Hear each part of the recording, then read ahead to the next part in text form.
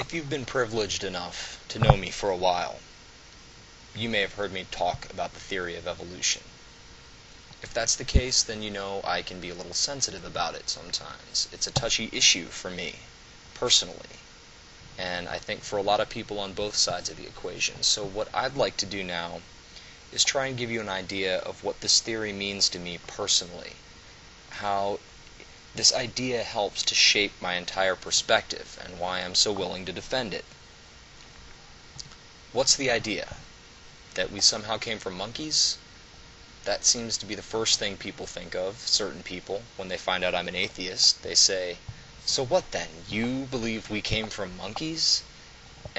And it's said in this condescending, incredulous tone, like it's such a ridiculous thing to believe, and with such disdain, like a monkey is such a terrible thing to be related to. But yeah, I do believe that we are descended from monkeys. But that's really just a small, insignificant little detail in the whole story. It's not just that we're descended from monkeys. There's every indication that every life form on the planet evolved from a single, universal common ancestor. That all life on Earth, in all its many forms, descended from a single, simple, humble progenitor. And for all its startling diversity, there are no two organisms on Earth that are completely different. Where others may see only the differences between a human and a chimpanzee, I see almost nothing but similarity. To varying degrees, I can say the same about anything else on this planet that lives. And if there is more, if there's life elsewhere in the universe, then I can feel empathy for it too, because I know what it means to be forced to survive. In a sea urchin, for example, I can see one of my ancestors. I can look on any living thing, those which for some reason we consider lower than ourselves, even those with which we can have a lot of trouble relating.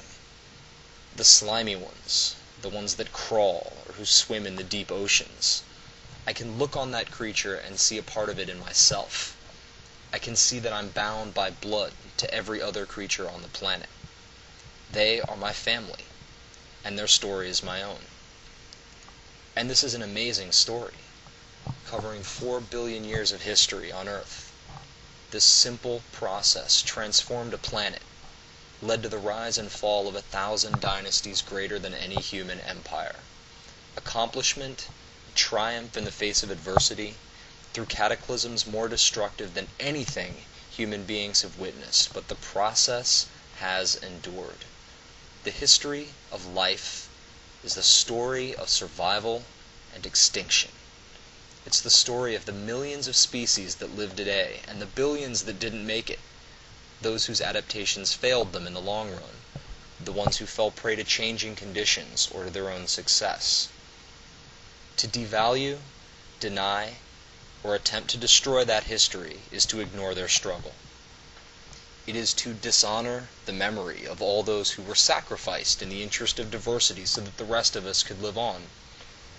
To ignore the evidence and say that this struggle never happened is disrespectful. It's disrespectful to all the fish who died gasping for oxygen while the descendants of those few who could survive the longest developed lungs.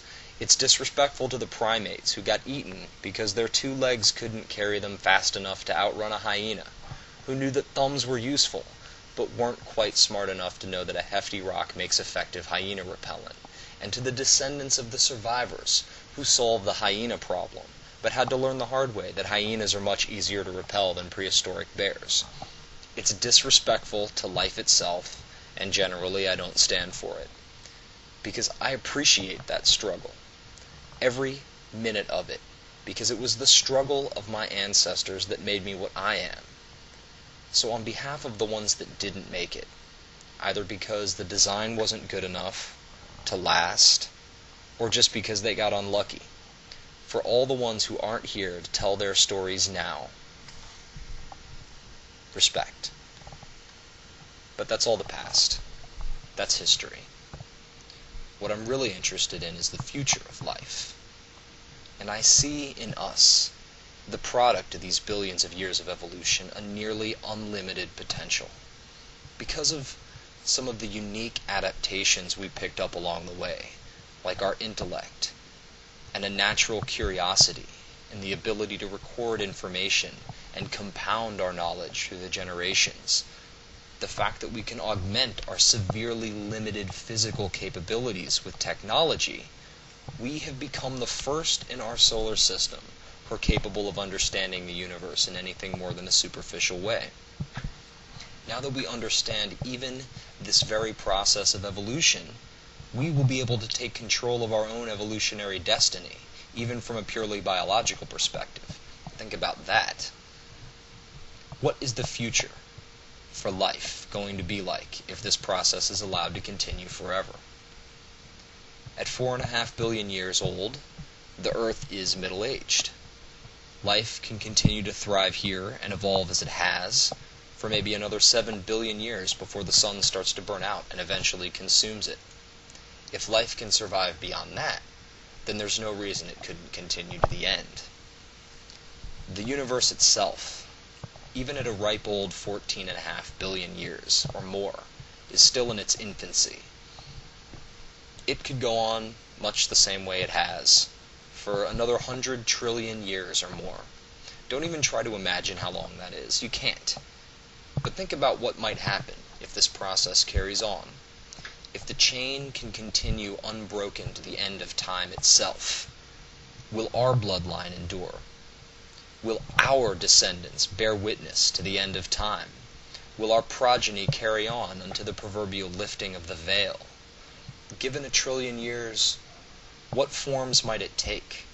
What unimaginable feats might be accomplished? If it will be intelligent, will it still create music? There's simply no way to know. I only hope our offspring survive long enough to find out. If we are going to be in it for the long haul, we're going to have to leave this planet eventually. In the meantime, we're going to have to keep the asteroids off it. That's not going to be easy. We still have a lot to learn about the universe and how it works, and for now, we simply don't have a better way to do that than through science, which amounts to basically just looking at the universe and trying to figure out what the hell's going on. In time, with a little luck, we'll develop the tools, the technology, and the knowledge required to combat the forces in the universe that are hostile to life, being careful not to become one of those destructive forces along the way, not fall victim to our own successes, and forever extinguish the light of intelligent life from the Earth, and possibly the entire universe.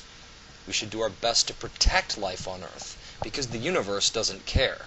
There's no reason to think that there's a divine creator looking over it all, protecting it, and as abundant as it is, as pervasive and enduring as life seems to be here on Earth, in the universe, it is rare.